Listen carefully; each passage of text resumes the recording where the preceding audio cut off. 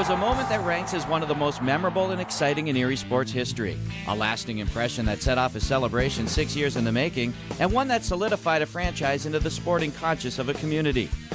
The Erie Otters have earned a special place in the hearts of Erie area sports fans through the course of their 10-year existence, overcoming some serious and outspoken criticism upon their arrival to build a franchise that is among the most respected and successful in the Ontario Hockey League. We're not here to just be competitive. We're here to win championships. I knew it would be a fit. I'm really glad on this one I was right. And I never thought that there'd be this kind of enthusiasm. I mean, the fans in this building, when we have a winning team, it's talked about all over hockey.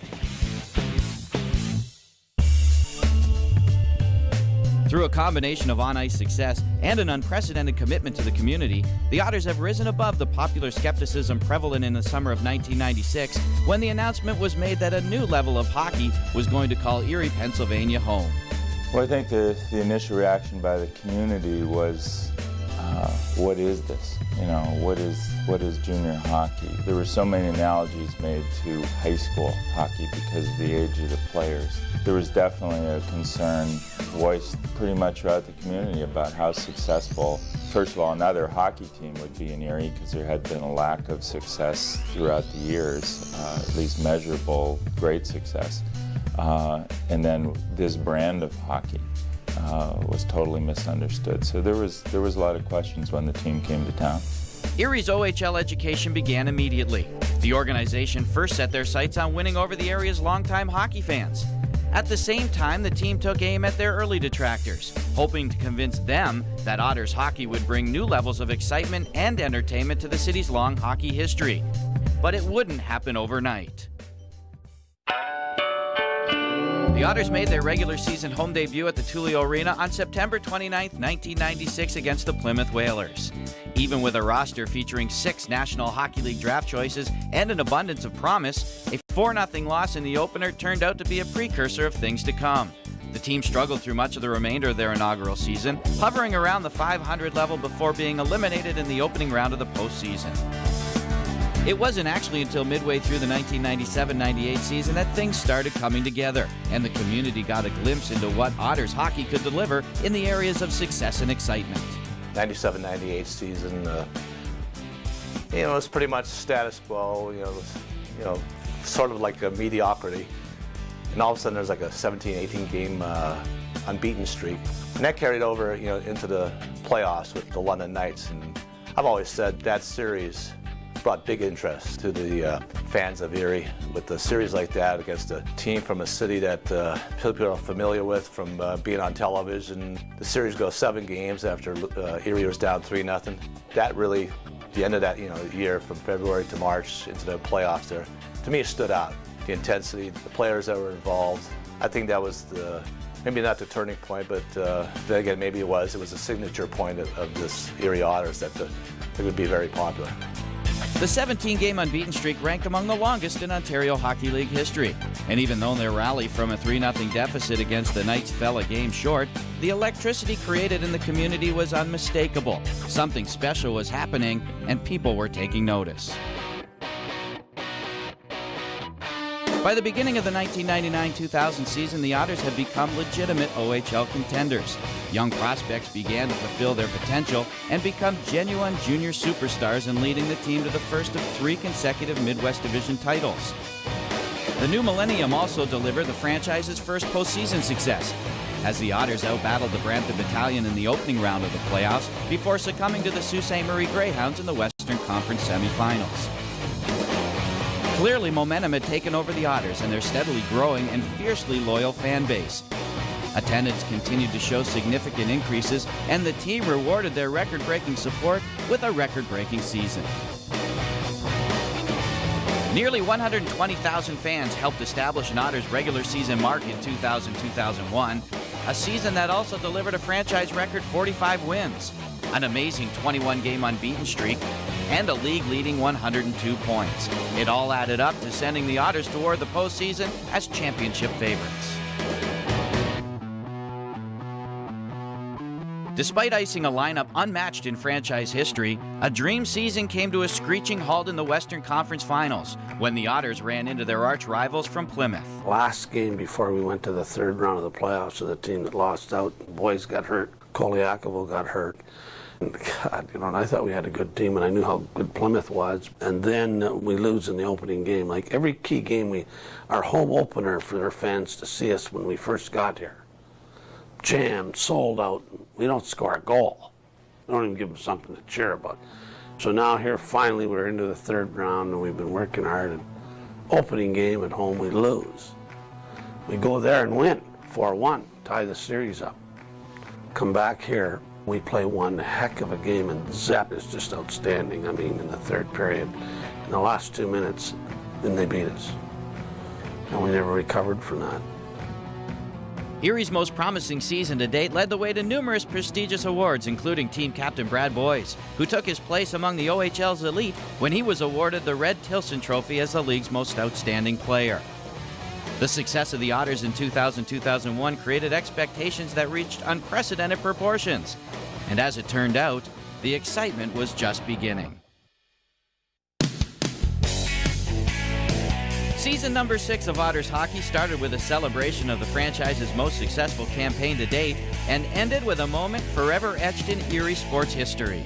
I've been in this building for a lot of events for a long time, and I don't recall any event that was ever louder than the championship game when the puck went in the net and the crowd erupted in celebration for winning the OHL championship.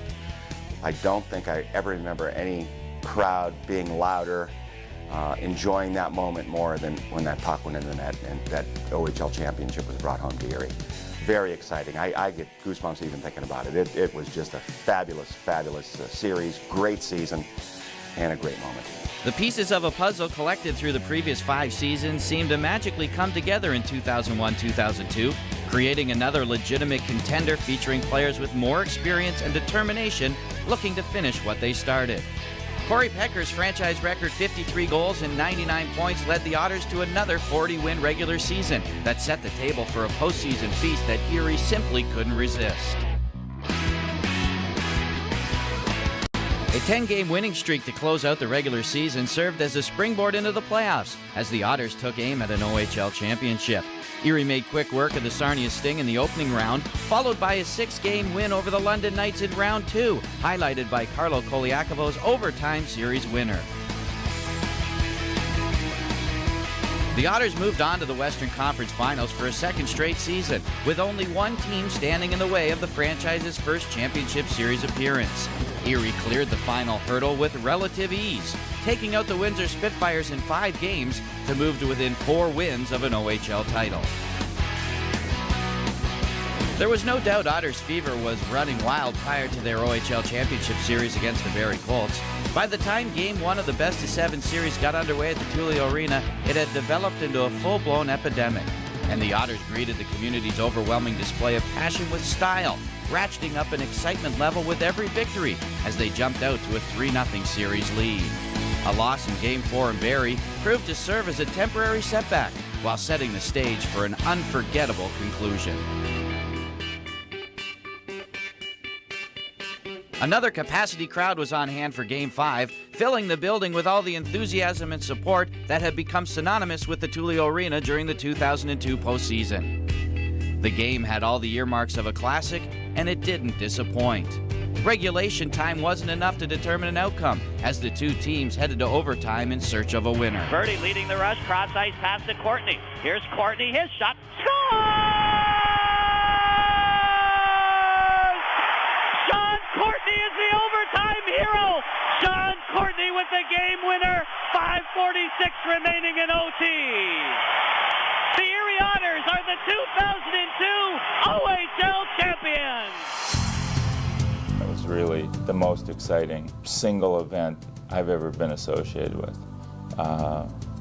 The fact that all those things converged into one moment, the fans, the community, the team. I just remembered, how special it was to celebrate afterwards with those players and all the people who built to that time and made that moment something not just special for our organization, but for this whole community.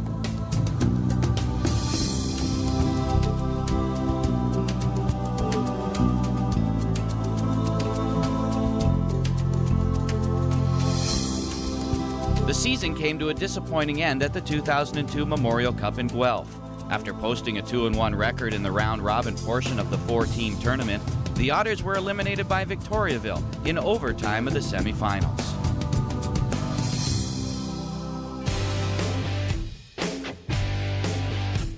For the second time in as many years, members of the Otters were front and center at the OHL Awards ceremony held at the Hockey Hall of Fame in Toronto. And for a second straight season, Captain Brad Boyes was in the spotlight, becoming just the third player in league history to be named the OHL's most outstanding player in back-to-back seasons, while also being named the league's most sportsmanlike player for a second time in a row. A new era of Otters hockey arrived in 2002-2003, with the reminders of past success hanging proudly in the rafters at the east end of the Tullio Arena. A fresh collection of players focused their efforts on creating their own legacy, as management began the task of reworking the pieces of the puzzle into a championship masterpiece. I think you learn a lot more from failure than you do from success. And I think it all goes back to that championship year, because the motivation is to do that again. We're not here to just be competitive. We're here to win championships. And I think the fact that we've struggled in recent years has been an indication to us that we've got to look at things a little bit harder, revamp some things, but again, never leave the core values of this organization to do things the right way and to work hard every day to be successful. 10 seasons of Otters hockey has delivered plenty of unforgettable moments and memories. The franchise has played 676 regular season games, plus another 85 postseason contests, and Erie has cheered them all in increasingly growing numbers. 150 players have chased their hockey dreams through Tullio Arena. 22 members of the Otters have enjoyed the moment of being selected in the National Hockey League entry draft. And as the franchise enters its second decade, fans can follow the careers of 67 former team members who have gone on to the professional ranks, including 13 who have lived their ultimate dream of playing in the National Hockey League. Through the course of the past 10 seasons, the Erie Otters have successfully won over their early detractors in record-breaking numbers. Hard work, dedication, and timely success have helped the Otters develop into a model organization with a winning reputation. What really makes me feel good about this whole thing and where we've come from is when you go around the province and ask these kids, and how do you feel about coming here? They want to know where Erie was. And now they say, I'd be honored to come there. That says something about our tradition.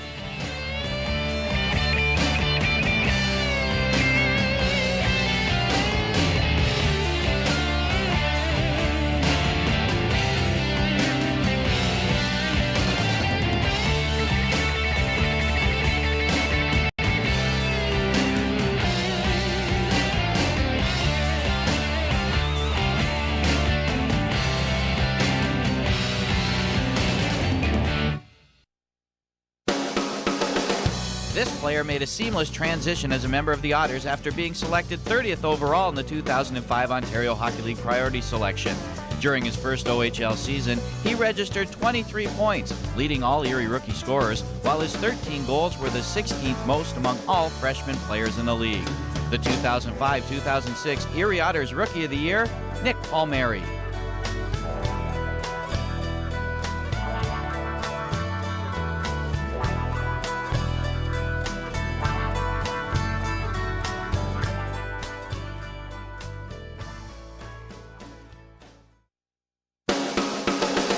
This player continued to develop his reputation as one of the OHL's most effective two-way players in 2005-2006. At the same time, the third-year forward displayed all the attributes of honor and fair play, leading to a genuine respect for his talents among his peers throughout the league. The 2005-2006 Erie Otters' most sportsmanlike player, Derek Bagshaw.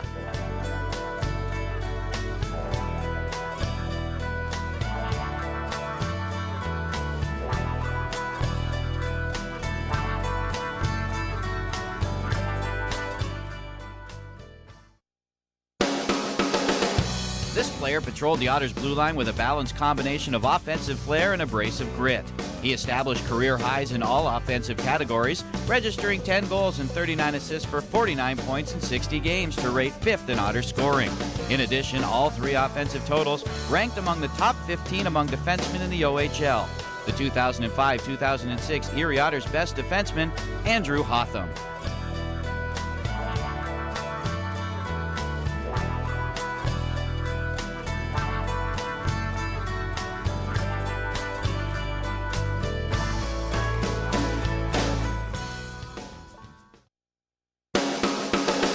This player arrived in Erie in December and battled through the second half of the season, determined to see it to its conclusion on the ice, not on the injury list. His 4th OHL season delivered career highs in all offensive categories, finishing with 33 goals and 30 assists for 63 points in 60 games. The Erie Otters' 2005-2006 most determined player, Adam Birdie.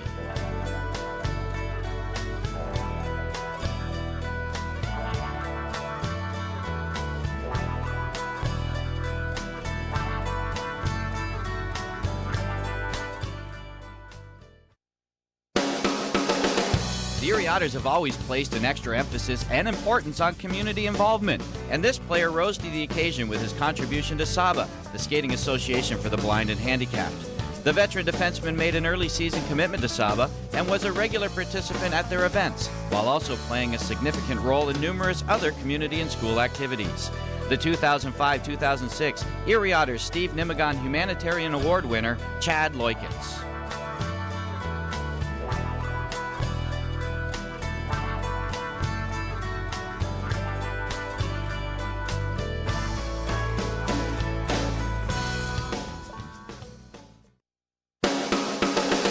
The 2005-2006 season provided this player with an opportunity to accelerate his development and to solidify himself as a valuable asset on the Otters' blue line for seasons to come. The second-year defenseman added a steadying influence in the defensive zone while finishing with a touch of offense, collecting 4 goals and 10 points during his sophomore season. The 2005-2006 Erie Otters' most improved player, Josh Kidd.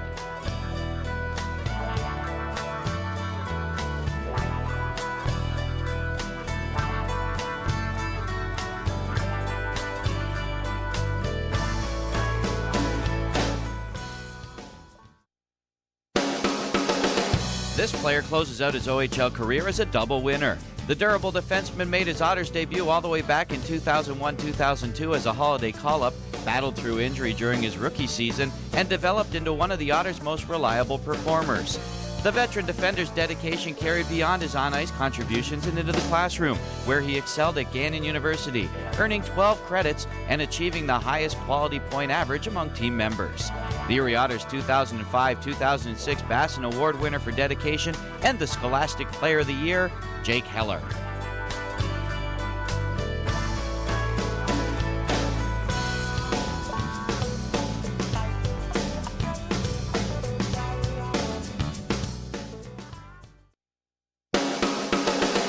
This player capped off his junior career in style and enjoyed the best individual season of his 4-year tenure with the Otters in the process.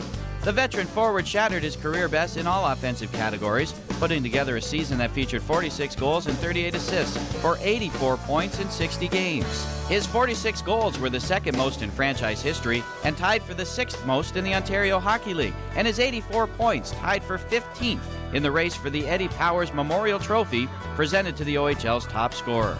The 2005-2006 Erie Otters LeCastro Benini 3-star award winner, leading scorer, most valuable player, and player of the year, Mike Blunden.